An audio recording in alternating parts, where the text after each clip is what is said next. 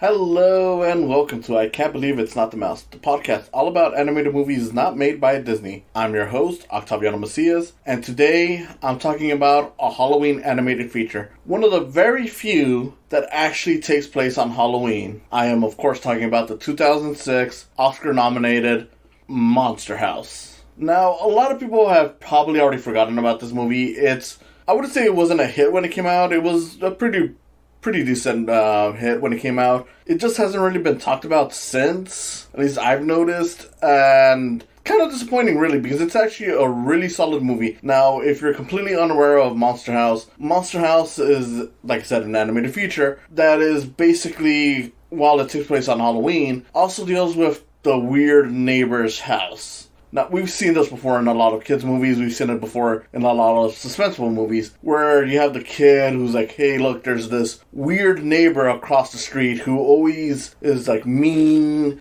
Kids don't like going to his house, all that stuff. This movie kind of plays around with that idea by taking it to the logical extreme. What if the house was haunted? And more specifically, what if the house was alive? It's a pretty silly concept, but it ends up being played very clever. You got the main character, DJ, who is pretty much like the weird kid. He's going through puberty, and most of this movie is pretty much taking place in his house and across the street from the monster house. So there's not a whole lot of locations you see in this movie. You do eventually see them going into different places, but it's not that often. And while that may be just a thing because they had to save budget on stuff, I mean, this is not a very expensive looking movie. Even back when it came out, it didn't really look all that expensive. The tech might be, though, considering that I know this is from Image Movers, who normally does this is from Image Movers, who, if you aren't aware of, is Robert Zemeckis' company. He's the guy who made like the Polar Express, Beowulf. Prior to that, he made stuff like Who Framed Roger Rabbit, Castaway. A lot of really good movies. A lot of movies that use tech called motion capture, which is basically you have actors acting out a scene. They're in full like green screen suits or stuff like that, and whatever you're doing gets caught into the movement. So the tech was technically stuff that would be expensive, but the actual animation doesn't really look like it. This is actually one of the few motion capture movies where the characters are done more stylistically. They're more cartoony looking, and to be fair, that's really to the movie's strength. Because I got nothing against motion capture. Sometimes it works, sometimes it doesn't. The problem is that motion capture normally doesn't look good over the years. Even sometimes it doesn't even look good in the same time it came out, and just because they're really trying to do the realistic look. It's the uncanny valley, and it just does not work. So yeah, oftentimes the animation on this stuff does not look good. I mean, the Polar Express, creepy. Beowulf looks creepy too, honestly. Even something as, like from the later years, like The Christmas Carol or Mars Needs Mom, those look creepy. I mean, the only one that I've ever seen that didn't look creepy, which wasn't really done by this company, was the Tintin movie. That one looks fine, but that one also goes into somewhat of a stylistic choices with some of the characters in terms of the design. So that's why it mostly works. This movie, Monster House, specifically, it's all very stylistically, they're very cartoony, so it never looks weird. The only thing that looks off is that a lot of the times the characters' movements are very stiff, like they look very mechanical, but you can get by that, honestly. The animation is honestly not that great. Even going beyond that, like you can tell the characters look very plasticky at times, like the hair just looks kind of like Play-Doh. Honestly, the most detailed thing, which is probably the most important thing anyways, is the house itself. The monster house looks really great. Like a lot of the times when you see just like the little ways they make this thing come alive, whether it's giving it teeth, making it fix up itself, giving it arms, just all those little things always looks great. Like even, over a decade later, because this is, of course, 15 years since this came out, and yeah, that stuff looks great. The characters, not so much, but at the very least, they're not ugly to look at. Like, it's not like a lot of the other motion capture movies where I'm like, please put these characters away. They look creepy.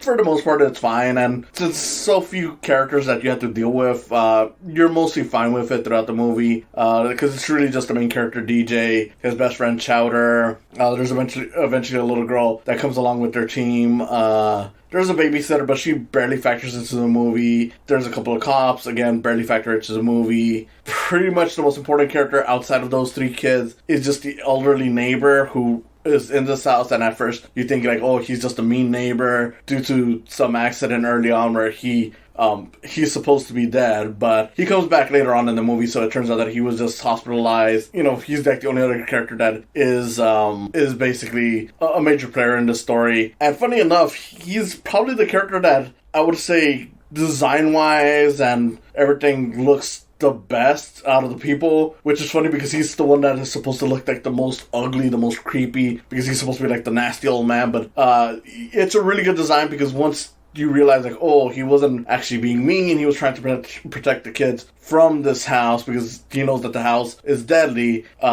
He does kind of soften up a bit, and the transformation from nasty old man to kind old man is very apparent. So it is a really good design when you look at it from that perspective. But yeah, it's just a really good design. Honestly, the house, him, really good designs. The other characters, not so much, but again, they're not horrifying to look at like a lot of motion capture stuff. So for the most part, I am actually fine with everything else, even though it hasn't aged the best. So I will say that much. But going into the movie itself, it's just a really solid Halloween horror kids feature, just because a lot of this is very much like an older movie. This was produced by like Steven Spielberg, and yeah, you can notice it right away because a lot of it has the sensibilities of an 80s movie. Like even the main characters, like at some point when they introduce like the little girl that goes along with them, they're all like around the same age, like 10, like 12, 13-ish. Characters. And one of the things I love about this movie is that they don't shy away from the fact that these kids are, hormonal. Like the two main characters, DJ and Chowder, are fucking horny for this girl. Like the second she pops up, they are literally trying to simp for her. They're pretty much like trying to please her. They're trying to find any way to impress her, while of course trying to solve this issue of the monster house. So it's always funny stuff. It never comes off creepy. It always feels like actual things that a lot of movies just don't touch upon because they're always like, oh yeah, this is the age where boys start getting into girls, but you never see that in full effect. This is one of the rare movies, animated or live action, where you actually see like, yeah, these guys are definitely horn dogs, but it's not done in a creepy way. It's fairly tame. It's just appreciative that it's there. But even beyond that, a lot of the horror elements just feels like something that you would have seen in an 80s horror kids film. Not just because it's a house, so it's technically less scary, because a lot of this stuff does get really intense. I mean, this movie was rated PG when it came out, and I remember they had to cut it down. It was originally going to be like PG-13, but they had to cut out on some stuff. Like mainly what ended up getting them the PG rating was just, and this is kind of spoilers, but who cares really? A lot of the characters that the monster house eats later come back in the movie, so it's like, oh, well, it's a house, so technically even though I ate them, they didn't really die. And yeah, it's kind of like, then how come they didn't pop out earlier when the characters... Whatever, it doesn't matter. That's what they did to get it down to a PG rating, and you know what? If that was a trade-off, I'm fine with it, because a lot of the stuff in this is really neat, intense horror sequences, like on the ways the house tries to get people to, eat them, like whether it's using the trees right there to grab people, or like raising the pavement. It's all stuff that is like, this is solid horror movie stuff. And it's really fun seeing it in motion with this movie because it's just creative, it's clever. It's stuff that you don't see in a lot of movies, whether it's animated or even live action. Like even some R-rated horror movies are not as clever as this is when it comes to like the scare scenes. And of course, kids are still going to be able to watch it. It is still a fun little movie for kids to watch. It's just that the way they do it is just kind of intense, and it's just great, honestly. It's not something that you get often, whether it was back then or even now. Like, the fact that going back to, like, the whole Spielberg thing, that Spielberg was one of the producers on this makes a whole lot of sense, considering that a lot of this feels like something that would have come out during Spielberg's, major era in the 80s. It just feels like a really love letter to horror movies, especially of this kind, and just the idea of it being like the creepy neighbor, and then it turns out that, hey, the creepy neighbor has an actual, monster in his house. because that is the house, which is neat, honestly. And then looking at it, one of the things that kind of surprised me was that this was one of the writers on this. I don't want to give him full credit, but it's the name that popped out the most. One of the writers on this was Dan Harmon. Now, if you don't know who Dan Harmon is the creator of Community. He's the co-creator of Rick and Morty. And the second I saw that, I'm like, that makes a whole lot of sense, because this feels like something that Dan Harmon would write. Then upon further reading it, I read that Dan Harmon actually trashed this movie once it came out, because apparently the director of this movie, Gil Keenan, and Steven Spielberg made some changes to the script that Dan Harmon apparently didn't like. Which, hearing that, I'm like, that makes even more sense than, now knowing that, because this definitely feels like a Dan Harmon thing, in terms of just the idea of the monster being a house feels like something that Dan Harmon would do to kind of satirize this kind of movie. It does kind of lean in too much into like just being a genuine thing, and not that it's bad. I actually do like that they go all in on the idea of the monster, the house being a monster. But I feel like, granted, I don't know, maybe it was different, but I feel like maybe in his version, we would have never found out whether or not the house was actually a monster, or why it was even a monster to begin with. Because I know the one thing that they did mention was that apparently it was the director's idea to change the backstory on the house, because eventually you realize that the house is pretty much, there's a reason why it's alive. And this is spoiler, so if you haven't seen the movie, I'm about to spoil it, just because it's kind of important to explain this. It turns out that within the movie, it turns out that the reason why the house is alive is because the older neighbor's wife actually died during the making of the house, and her spirit was pretty much trapped in the house. And it sounds weird, but when you watch it in the movie, it just feels right, because it is that kind of movie where that kind of stuff would make sense. That being said, it is kind of a out there curveball, out of left field thing that they don't really build up too much on. They do kind of mention early on about the wife, but even then, it kind of feels tacked on to a point that hearing that this was an idea that was not originally in the script and was added on later on makes a lot of sense. Again, I actually do like the idea of the twist. It feels natural to it, but I can see it being tacked on, because it does feel like once that's revealed, it's like, okay, this just kind of came out of nowhere. Again, I'm not sure if this is what he specifically hated, but it wouldn't surprise me, because it is the one thing that I'm like, okay, so this was added on later. And normally, if you've seen any Dan Harmon stuff like Community, Rick and Morty, probably Rick and Morty especially, is that they kind of play around with typical stuff, cliches that you see in these kinds of stories. So I kind of feel like maybe it was just that it ended up becoming exactly one of those stories, instead of something that was kind of mocking the idea of those stories that he hated, but I'm not entirely sure. That would just be my guess. Either way, the fact that he didn't like what ended up happening makes sense, because I've normally seen a few of his things where he doesn't like certain things. I know with Rick and Morty, he really hated the episode where they made fun of the Avengers with the Vindicator. So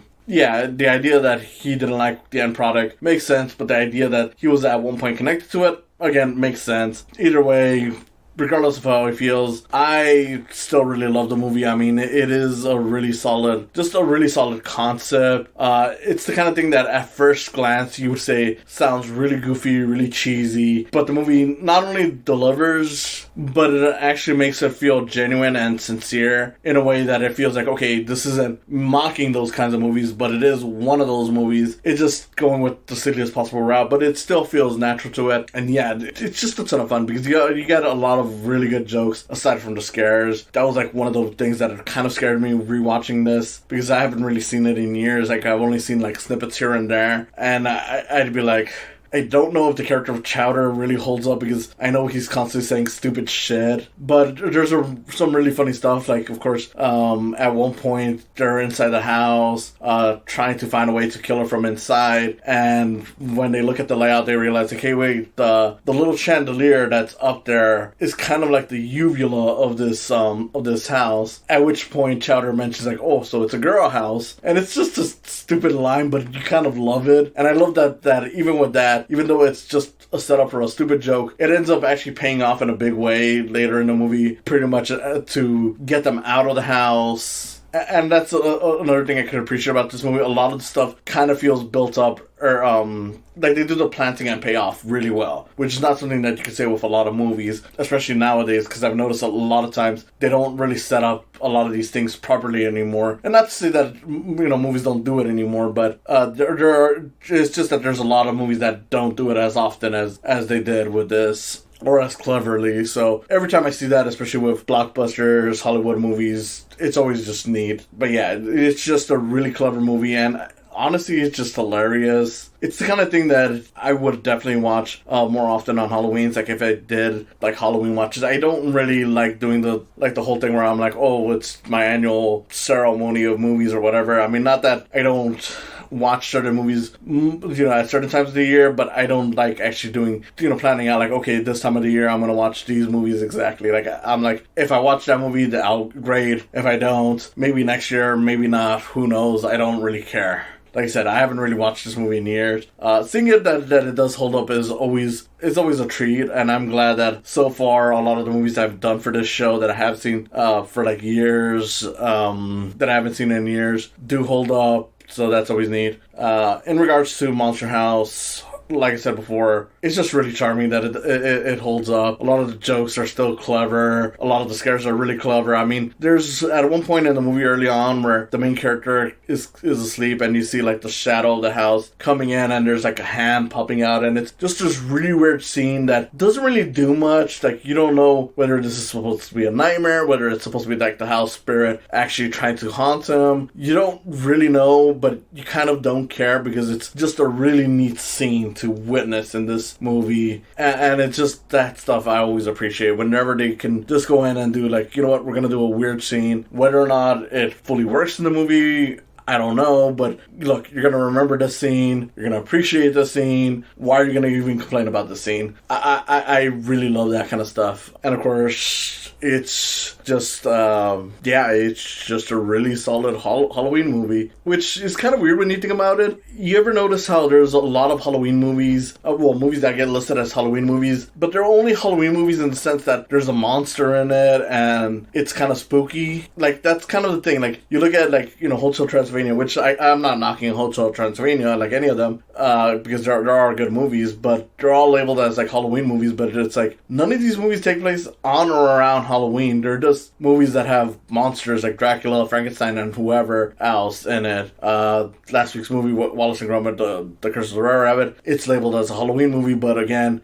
not really taking place around the Halloween season, as far as I know. I mean, the most that you get out of it is that you got people who are doing like vegetables and whatnot, but even then, that could be at any point in the year. It's just that I know a lot of people often associate it, especially with some of the vegetables being pumpkins, being within the fall season, but again, not really something where it's specifically Halloween. This one is one of the few where it's like, yeah, it's on Halloween because they mention it specifically multiple times, and the ending is like, hey, look, the mean old man is giving back people their stuff that the house ate over the years as Halloween, like not really the candy, but like pretty much like giving them like their Halloween presents. Yeah, this is one of the few movies where it's just Halloween-centric, which has always made me wonder, why is it that when it comes to Halloween stuff, we're more open to the idea of like, hey, look, as long as it's in the mood of Halloween, we'll count it as a Halloween movie, but when it comes to something like Christmas, where people get more picky about it, even when there's movies where they take place on Halloween, like, say, Batman Returns or Die Hard or whatever, and people go like, oh, well, you can't count those because they're like action movies or they're not really focused on Christmas, but I'm like, they're centered around the holiday though, and like they take place around the holiday. A lot of the plot points are based specifically on said holiday, and there are like little, maybe the music, maybe the feel of it is still Christmas based. So why do people get picky on that? I never understood that. I know I'm going off on a tangent, but it's just something that I really want to say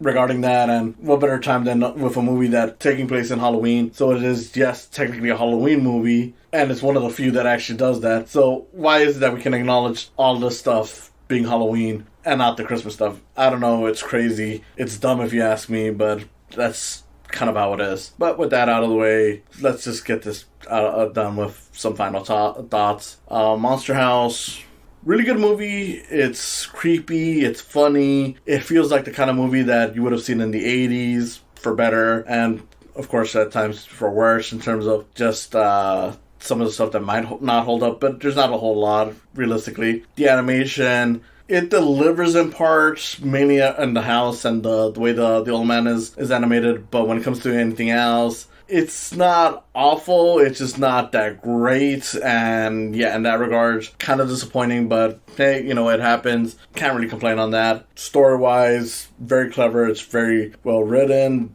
I know Dan Harmon would probably disagree, but, it happens. I know if I wrote something and it was changed, even if it was for the better, I might not be too happy, especially if they went behind my back, so I can't really complain too much, and hey, we all got different tastes. Yeah, it's just a really good time. Compared to the other motion capture movies that I've seen, not the best one. That still goes to Tintin. For the Image Mover stuff, the Robert Zemeckis movies, this is probably the best one. Polar Express is just kind of fine. Beowulf, fine. Christmas Carol, fine. Marceline's Moms Can Go to Hell. But yeah, this is really clever, and it's a shame that more movies didn't bother advancing the tech using what this movie did right, which is making it stylistically, like, you can do the stuff that they did with this and still make it work if you didn't focus too much on trying to make it realistic, because that always looks creepy. But yeah, it's just a really solid movie, really scary. Honestly, if you haven't seen it yet, definitely watch it, especially now for Halloween. It's on Netflix. The idea that a house can be so threatening is kind of silly, but it works. It really does. So yeah, go watch Monster House. It's a really solid movie. Yeah, it's a genuinely satisfying horror movie for Halloween. So what else do you want me to say? So to wrap things up, thank you for watching. This has been Octaviano Macias, host of I Can't Believe It's Not the Mouse. If you enjoyed this, please consider subscribing to my YouTube channel. That's Psycam Films. And if you want to support me even more than that, I do have a Patreon. That's www.patreon.com/Psycams. SAICAMS. www.patreon.com/Psycams. Thank you for listening. I hope to see you again next time. Well, Dad, why don't you kiss my hairy butt? Use your gun.